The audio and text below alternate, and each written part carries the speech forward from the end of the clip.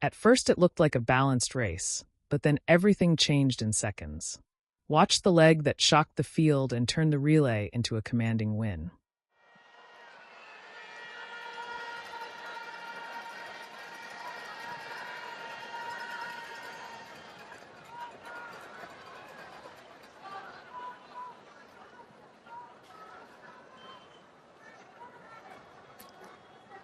Alia Baker on screen, on duty for her country in the 4x100 meters. Antigua and Barbuda also there lining up, getting set for girls under 24 by 100 meters. Let's go. That's what the subs say. Ubiquitous kinesio tape, securing those knees. She needs them in the 4x1. Have to start from a low position and power to the blocks. Run between the lines on the curve and deliver the baton. The 4x1 rules changed a couple of years ago. No longer a 10-meter zone for acceleration and 20 to pass in. 1 30-meter exchange zone. Antigua and Barbuda in lane 3, Jamaica in 4, French Guiana in 5, Trinidad and Tobago 6, Bahamas in 7, and the British Virgin Islands in lane number 8.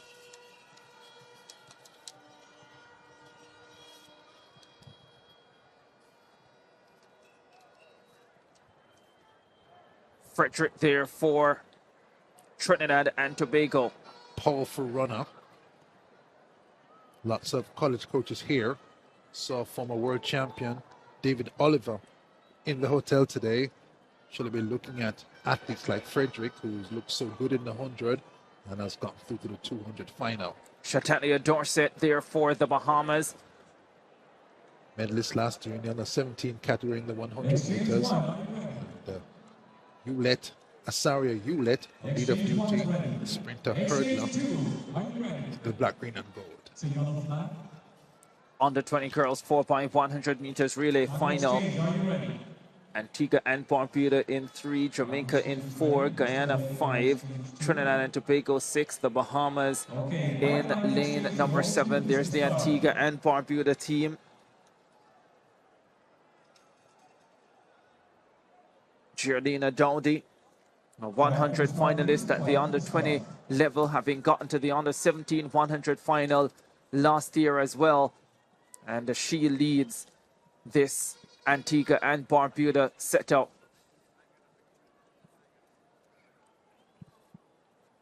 To do that, you've got to be quality, consistently sprinting in the Caribbean, fierce, and to make finals back-to-back. A fine achievement. Name Dowdy, former Jamaican sprinter Peter Gay Dowdy. This one spelled with a Y, not an I. Same commitment to speed for both ladies.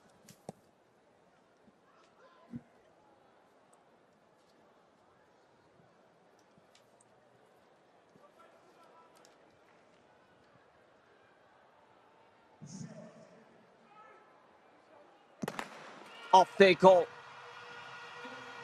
4x100 meters relay for under 20 girls final. The Bahamians have gone out quickly. They change ahead of the Jamaicans. Down the back stretch they go. Jamaica and Bahamas, a storming second leg for the Jamaicans. Alana Reid. Tremendous run. The Jamaicans start to separate themselves, and they've gone clear ahead of the rest of the field. Here they come to the final change. Jamaica in control. Alia Baker tearing down the stretch. Easy does it for the Jamaicans. Trinidad and Tobago in second, and the Bahamians in third. Frederick on anchor for Trinidad and Tobago. Dorset for the Bahamas, but the Jamaicans delivers.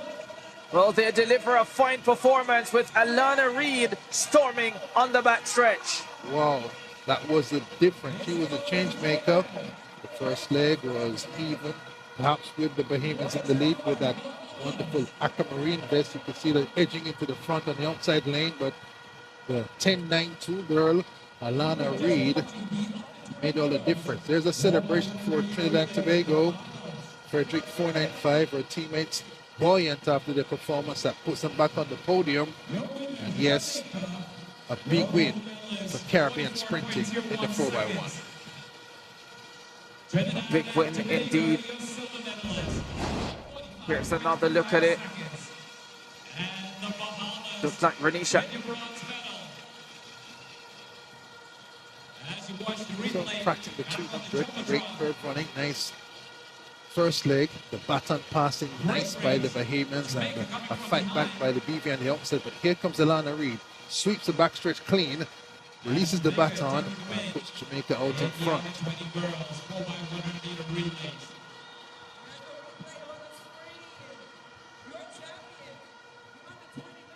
James on the third leg there.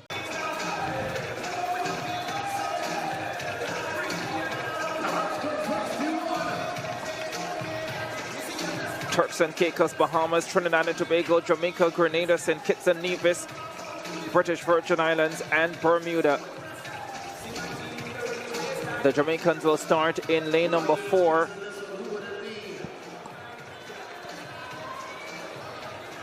They have Malaya Duncan on the opening leg.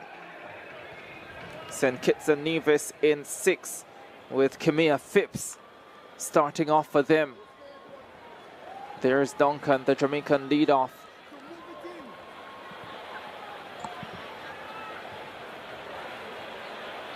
Kylie Wallace starting things off for the Bahamas in lane number 2.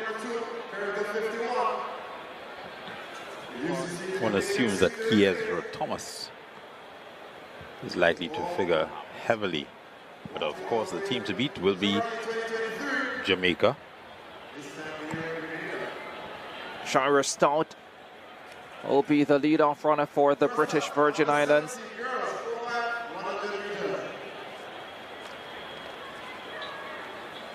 The Bahamians expected to have Thomas on the team, also the 400 hurdles silver medalist Dominic Dean.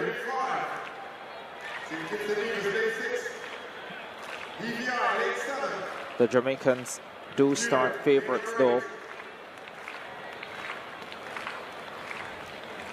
Tremendous depth they have.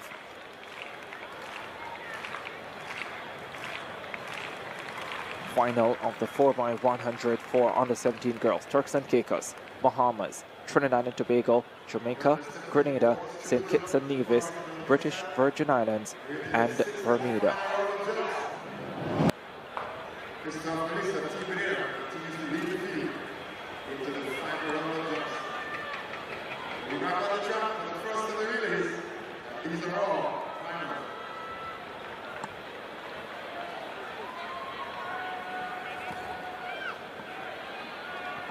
Final of the under 17 girls 4x100 first relay action of CARIFTA 2024. Egypt Benjamin will lead off for Grenada. Kalandi King for the Turks and Caicos Islands. TCI in 1. Grenada in 5.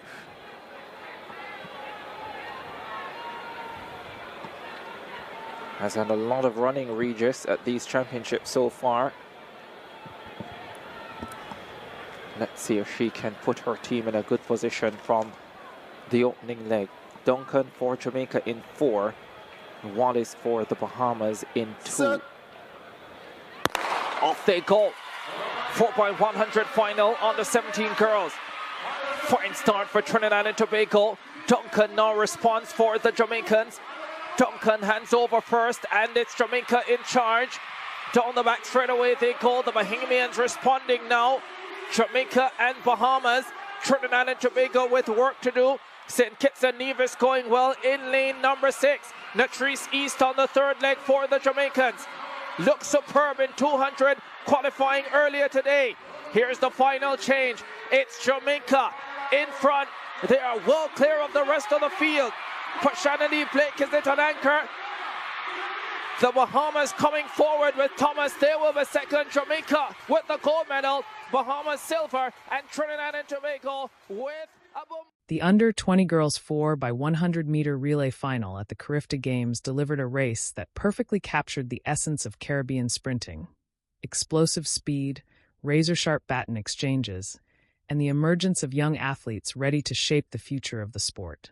With powerhouse Jamaica lining up as the clear favorites, the pressure was immense, yet the competition from teams like the Bahamas, Trinidad and Tobago, and other Caribbean nations ensured that the race would be far from routine. From the moment the starters fired the gun, the intensity was evident. Several teams burst out aggressively, determined to challenge Jamaica's traditional dominance in relay events. The Bahamas showed impressive early organization, and Trinidad and Tobago also produced a sharp opening phase that briefly hinted at a tightly contested race. For a moment, it seemed as if Jamaica might actually face a real fight for control of the race. However, Jamaica's strength and depth quickly began to reveal itself. On the opening leg, Malaya Duncan delivered a composed and technically clean performance. Running from lane 4, she focused on maintaining rhythm and positioning rather than forcing an early breakaway. Her smooth stride pattern and controlled acceleration allowed Jamaica to stay firmly within the leading pack while setting up a crucial baton exchange. The first exchange was executed with remarkable precision. In sprint relays, the smallest mistake can destroy a team's chances, but Jamaica's baton handoff was flawless. As the baton reached the second leg, the dynamic of the race changed dramatically. Alana Reid produced what could easily be described as the turning point of the entire race. The young Jamaican sprinter exploded down the back straight with incredible acceleration, rapidly closing any remaining gap and then slicing past the competition. Her stride frequency, posture, and control allowed her to generate a surge of speed that instantly shifted momentum in Jamaica's favor. What had been a competitive race only seconds earlier suddenly became a demonstration of authority. This moment highlighted one of Jamaica's greatest strengths in relay competition: the ability to deploy elite individual speed within a disciplined team structure. Reid's performance not only erased any threat from the other teams, but also created a psychological advantage. Once Jamaica moved clearly into the lead, the pressure shifted onto the chasing teams. The Bahamas fought bravely to stay within striking distance. Their squad demonstrated strong sprint mechanics and solid exchanges, particularly during the middle portion of the race. For a brief stretch, it appeared they might challenge Jamaica on the final leg if the gap remained manageable. But Jamaica's third runner ensured that no such opportunity would exist. Natrice East delivered a powerful and efficient third leg, maintaining maximum velocity while executing another seamless baton exchange. Her performance widened the gap even further, transforming Jamaica's lead from comfortable into overwhelming.